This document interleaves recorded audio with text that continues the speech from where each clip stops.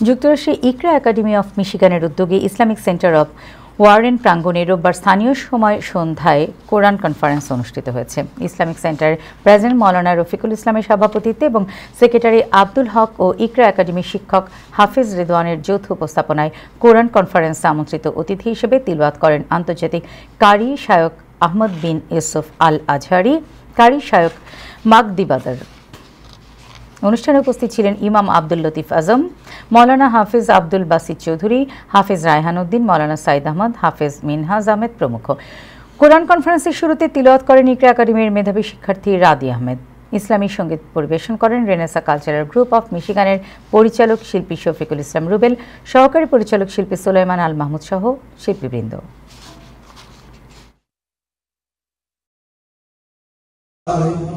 এসো না আল্লাহর নামে গান গাই, এসো না মনো প্রাণ জোড়াই।